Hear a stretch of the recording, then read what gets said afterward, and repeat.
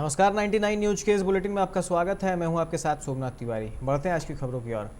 ओडिशा के बालासोर के करीब पाराद्वीप और सागर आइलैंड के बीच उत्तरी ओडिशा पश्चिम बंगाल तट के करीब से चक्रवाती तूफान यास के गुजरने की संभावना है।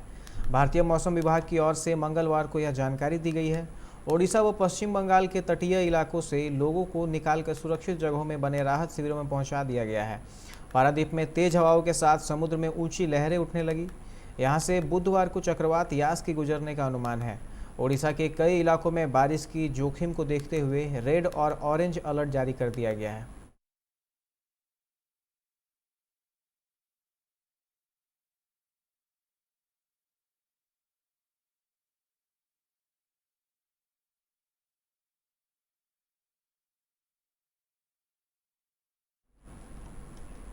धनबाद कोरोना काल के दौरान जरूरतमंदों की मदद के लिए एसबीआई हीरापुर शाखा ने मंगलवार को सिविल सर्जन को oxygen concentrator, PP kit, mask, sanitizer समेत कई उपकरण सौंपे हैं। Civil surgeon doctor Gopal Das ने बताया कि एसबीआई शाखा से 2 oxygen concentrator, 50 PP kit, sanitizer दिया गया है, जो संक्रमितों के इलाज में काफ़ी उपयोगी साबित होगा। बैंक प्रतिनिधि ने बताया कि क्षेत्रीय प्रबंधक के निर्देशानुसार इसे कई स्थानों पर जरूरत की वस्तुएं पहुंचाने का कार्य किया जा रहा है।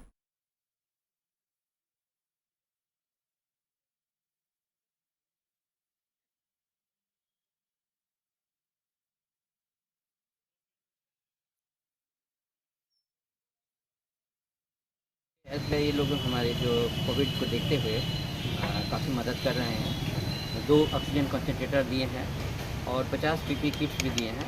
तो ये हमारे इस आपदा के समय काफ़ी उपयोगी होगा और मैं उम्मीद करता हूँ तो वाला दिन लोग और सपोर्ट करेंगे और हम लोग सब मिलजुल के इस कोरोना को हम लोग माफ करेंगे। ये सर किस तरह से काम करता है ये कंसंट्रेटर? ऑक्सीजन कंसंट्रेटर ये ऑक्सीजन को कंसंट्रेट करता है जो हमारे इन्वायरमेंट में जो है करके उसको हम लोग डिलीवर करके पेशेंट को देते हैं। अन्य कंपनियां भी सीएसआर फंड से कुछ काम कर रही हैं? वो लोग भी दिए, बहुत सारी कंसंट्रेटर दिए हैं।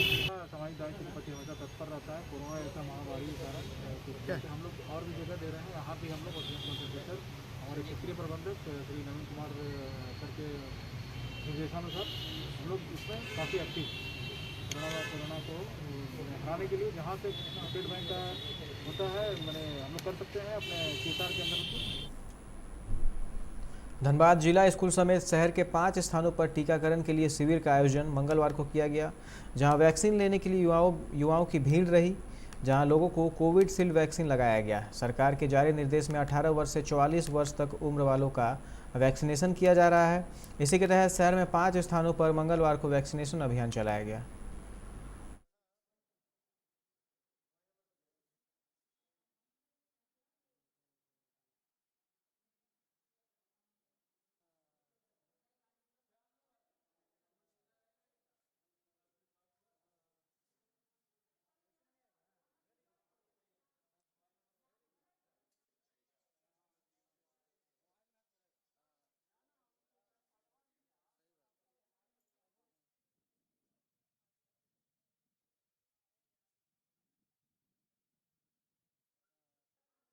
ठीक लग रहा है। और भी लोगों से क्या अपील करेंगे? ऐसे कोई दिक्कत नहीं है, ऐसे हमको तो दिक्कत नहीं है, किसी और को दिक्कत नहीं होना चाहिए। कौन सा वैक्सीन लिए अभी आप? अभी कोविशील्ड। कहाँ से आए हैं आप? हम rail institute colony railway staff हैं। अच्छा लगा जी। लोगों को लेना चाहिए वैक्सीन, प्रोटेक्शन मिलता है इससे। पहला डोज लिए हैं? कौन सा वैक्सीन लिए अभी आप? कोविशील्ड। और लोगों से क्या अपील करेंगे? जितना जल्द हो सके रजिस्ट्रेशन कराएं और बुक का वैक्सीन लें। कितना समय लग रहा है वैक्सीन लेने में? ज़्यादा समय नहीं लगा, वही 15 से 20 मिनट। सरायकेला के कांड्रा रेलवे ओवरब्रिज में देर रात एक बड़ा हादसा होने से टल गया। एक ट्रक शीतल पेय पदार्थों को लेकर चौका की ओर जा रहा था। इसी दौरान अनियंत्रित होकर ओवरब्रिज के रेलिंग से टकरा गया और दुर्घटनाग्रस्त हो गई। ट्रक रेलिंग में अटक कर रह गया। अगर नीचे गिरता तो बड़ा हादसा होने की संभावना थी। ट्रक में शीतल पेय पदार्थ लोड थे, जो जोरदार टक्कर होने के कारण ओवरब्रिज के नीचे ट्रैक पर बिखर गए। बताया जा रहा है कि ओवरब्रिज के नीचे रेलवे की 25,000 वोल्ट का तार खींचा हुआ है। ट्रक हाई वोल्टेज तार के संपर्क में आता तो बड़ी घटना घट सकती थी। घटना के बाद थाना प्रभारी राजकुमार घटनास्थल पर पहुंचकर स्थिति का जायजा लिए और ट्रक को अपने कब्जे में किया।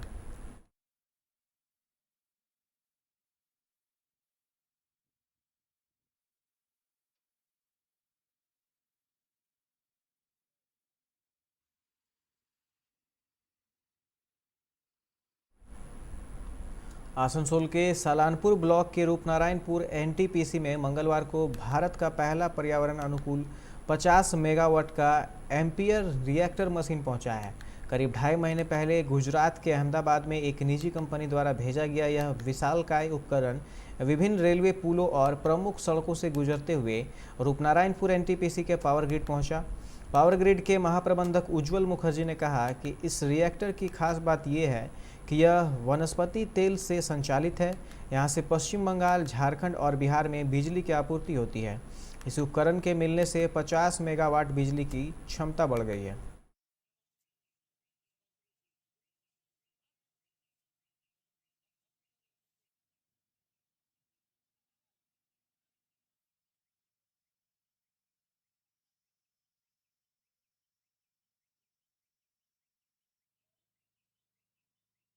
থেকে এলো আমাদের বাদেই ট্রান্সফর্মার অ্যান্ড রিঅ্যাক্টার্স কর্পোরেশন বলে একটি সংস্থা আছে, যারা L1 মানে সর্বনিম্ন দাম দিয়ে এবং আরও টেকনিক্যাল বিভিন্ন আসপেক্টগুলো দেখাশোনার পরে এরাই নিম্নস্থ দরপ্রাপ্ত হওয়ার জন্য এদেরকে অর্ডার দিয়েছিলেন পাওয়ার গ্রিড কর্তৃপক্ষ। তো এর বৈশিষ্ট্য কি হবে? বর্তমানে এই সাবস্টেশনে আমাদের আরও 9 করে 7টি রিঅ্যাক্টার আছে। এই রিঅ্যাক্টার আরও একটি যোগ করা হচ্ছে। এর মূল উদ্দেশ্য কিন্তু ভোল্টেজ কন্ট্রোল। মূলত রিঅ্যাক্টারের উদ্দেশ্য হচ্ছে উন্নত মানের বিদ্যুৎ দেওয়া, নিরবিচ্ছিন্ন না। নিরবিচ্ছিন্ন বিদ্যুৎ দেওয়ার জন্য লাইন এবং ট্রান্সফর্মার লাগে। উন্নত মান, উন্নত গুণাগুণ সম্বন্ধিত বিদ্যুৎ দিতে গেলে रिएक्टर लगे। सालानपुर ब्लॉक में आम लोगों के साथ छोटे बड़े कारोबारियों का टीकाकरण मंगलवार से शुरू किया गया। सालानपुर ब्लॉक प्रशासन की पहल पर क्षेत्र के वाहन चालकों के साथ व्यापारियों का भी टीकाकरण किया जा रहा है। पीठाक्यारी स्वास्थ्य केंद्र में क्षेत्र के 5000 व्यापारियों एवं वाहन चालकों को कोविशील्ड वैक्सीन देने का काम शुरू हो गया है। आज करीब 300 व्यापारियों का टीकाकरण किया गया। इस संदर्भ में एक व्यापारी ने कहा कि इस बार आम लोगों के अलावा करीब 5000 व्यापारियों एवं वाहन चालक को वैक्सीनेशन दी जा रही है।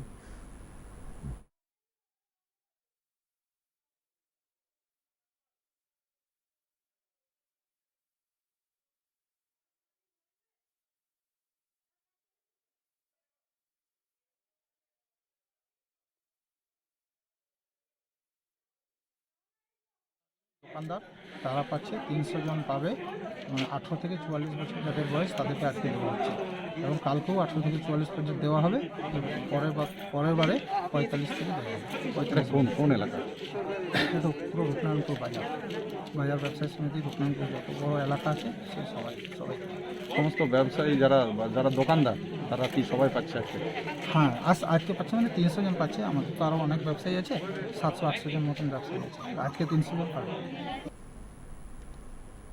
सदर थाना क्षेत्र के धर्मपुर स्थित JSLPS कार्यालय के पीछे स्वर्गीय प्रेम पांडे के घर और उनके किराएदार राजू पासवान के आवास में सोमवार की रात चोरी की घटना को अंजाम दिया गया। घर में कोई नहीं था और ताला बंद था। चोर ताला तोड़कर घर के अंदर घुसे और नकदी समेत जेवरात ले गए। हालांकि मकान मालकिन और किराएदार के मौजूद नहीं होने से कितने रुपये की संपत्ति की चोरी हुई है फिलहाल यह स्पष्ट नहीं हो सका है। सुबह लोगों ने घर का ताला टूटा देखा तो पुलिस को इसकी सूचना दी।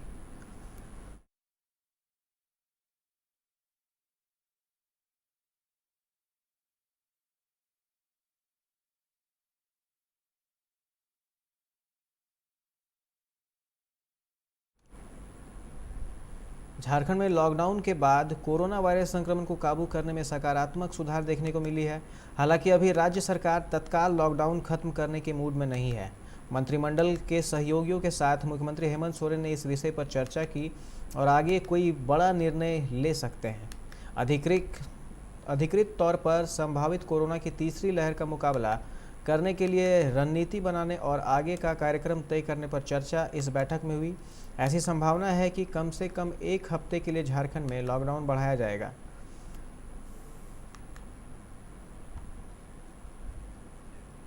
झारखंड के आपदा प्रबंधन मंत्री बन्ना गुप्ता ने चक्रवाती तूफान यास के मद्देनजर गृह कारा एवं आपदा प्रबंधन विभाग के प्रधान सचिव को दिशा निर्देश जारी किए हैं। उन्होंने अपने पत्र के माध्यम से निर्देश दिए हैं कि इस तूफान का विशेष प्रभाव 26 मई से 28 मई तक पूर्वी सिंहभूम जिला सहित पूरे राज्य में रहने की आशंका है। इसको देखते हुए विशेष सतर्कता बरतने की आवश्यकता है।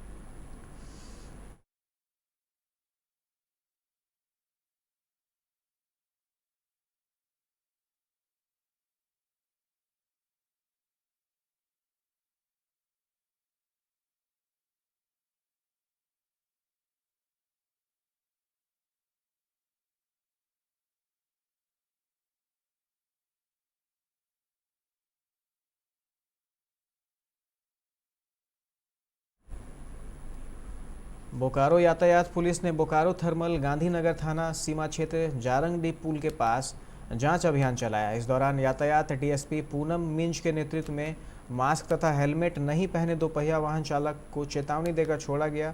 डीएसपी पूनम मिंज ने कहा कि स्वास्थ्य सुरक्षा सप्ताह के तहत सरकार के गाइडलाइंस का पालन नहीं करने वालों के विरुद्ध यह अभियान चलाया जा रहा है। मास्क नहीं पहनने, ई पास के साथ नहीं यात्रा करने वालों पर कार्रवाई की जा रही है।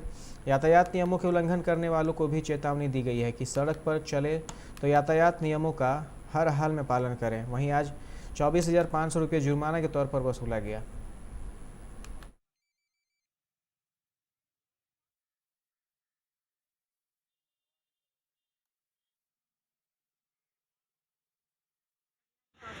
खासकर इन लोगों को जो घर से तभी निकले जब उनको कोई जगह बेवजह जो लोग घूम रहे हैं बिना ई पास के घूम रहे हैं, विदाउट मास्क के घूम रहे हैं और जो भी कोविड गाइडलाइंस का पालन नहीं कर रहे हैं, साथ ही में यातायात नियमों की अनदेखी कर रहे हैं, इन लोगों को यहाँ पे जुर्माना किया जाएगा।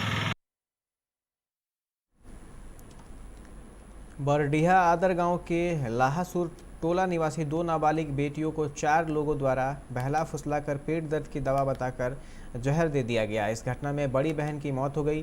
परिजनों ने ग्रामीणों के साथ मिलकर शव को बिना पुलिस को कुछ बताए दफना दिया। हालांकि पुलिस को इसकी सूचना मिल गई और मजिस्ट्रेट की तैनाती में शव को जमीन से बाहर निकाल पोस्टमार्टम के लिए भिजवाया गया।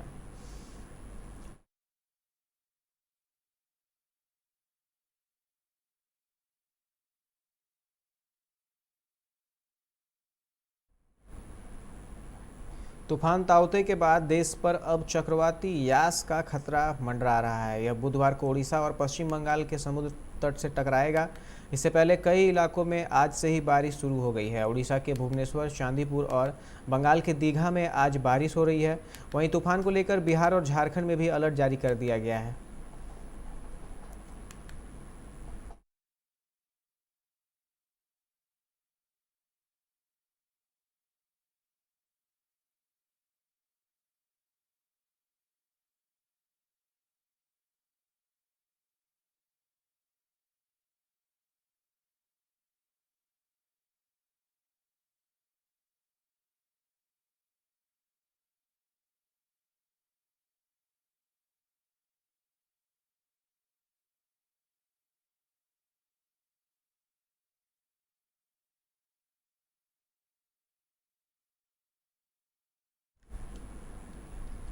सहरसा के बलहुआ नहर के पास एक युवती के साथ गैंगरेप का मामला सामने आया है।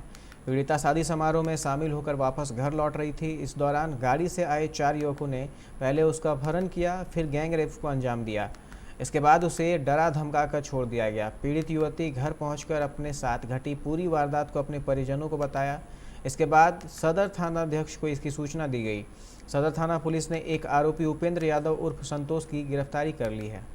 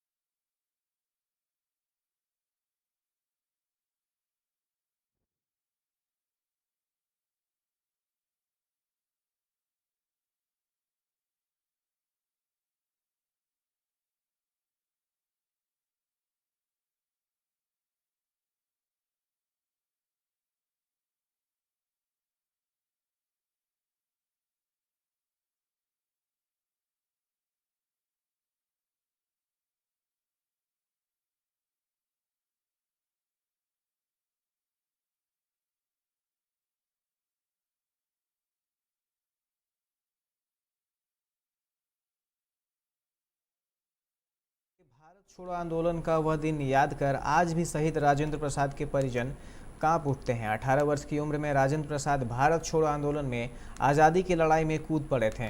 मंगलवार सुबह उनकी पत्नी सुरेश देवी ने दानापुर के तकिया पर अपने पुराने आवास में अंतिम सांसें ली। सुरेश देवी की शादी होने के महज 5 दिन बाद ही विधवा हो गई थी। उस वक्त उनकी उम्र 15 साल ही थी। राजधानी सचिवालय के सामने शहीद स्मारक में 7 शहीदों में एक राजेंद्र प्रसाद भी शामिल।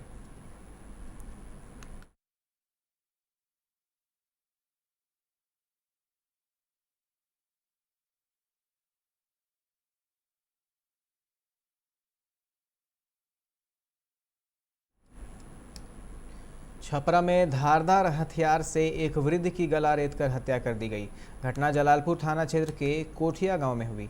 आज सुबह वृद्ध टहलने के लिए निकले थे। इसी दौरान पूर्व से घात लगाए अपराधियों ने उन्हें पकड़ लिया और गला रेतकर उनकी हत्या कर दी गई। काफ़ी देर तक जब वे घर नहीं लौटे तो परिजनों ने उनकी खोजबीन की तो वे एक खेत में खून से लथपथ गिरे हुए मिले। घटना के बाद इलाके में हड़कंप मच गया। स्थानीय लोगों ने घायल वृद्ध को अस्पताल ले गए, जहां उन्होंने दम तोड़ दिया।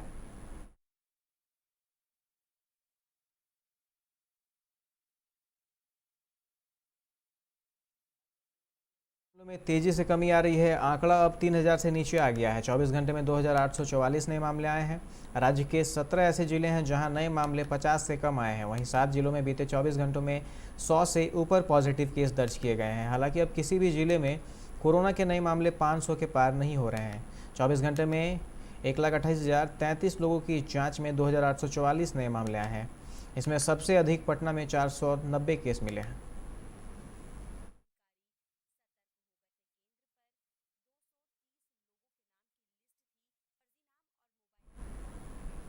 देश की राजधानी दिल्ली में जहां कोरोना संक्रमण की दर में कमी आने लगी है, वहीं अब मच्छर जनित बीमारियों के मामले बढ़ रहे हैं। यही वजह है कि डेंगू के मामलों ने 8 साल का रिकॉर्ड तोड़ दिया है। एक सप्ताह में डेंगू के 4 मरीज सामने आए हैं। 4 नए मरीजों के आने से पिछले 5 माह में डेंगू के कुल मरीजों की संख्या 25 तक जा पहुंची है, जो वर्ष 2013 के बाद सर्वाधिक है। डेंगू के अलावा चिकनगुनिया के 1 मरीज की पुष्टि हुई है। इससे चिकनगुनिया के कुल मरीजों की संख्या 4 तक पहुंच गई है। वहीं एक सप्ताह में मलेरिया का कोई मरीज सामने नहीं आया है। हालांकि अब तक मलेरिया के 8 मरीजों की पुष्टि हो चुकी है।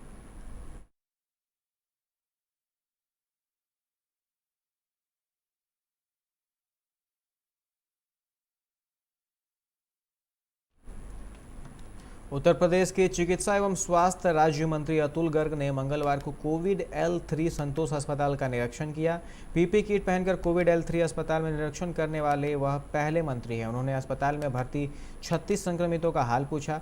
इस दौरान उन्होंने अस्पताल के नोडल डॉक्टर मिथिलेश कुमार सिंह को निर्देश दिए कि रोज मरीजों के उनके स्वजनों से वीडियो कॉलिंग के जरिए बातचीत कराई जाए। किसी स्वजन को यदि संक्रमित से मिलना हो तो उसे पीपी किट पहनाकर मरीज से जरूर मिलवाया जाए।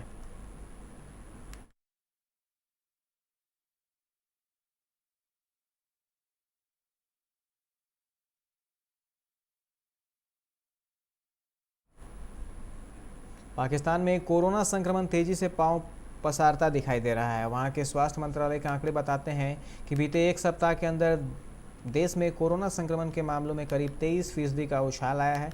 वर्तमान में पाकिस्तान में कोरोना संक्रमण के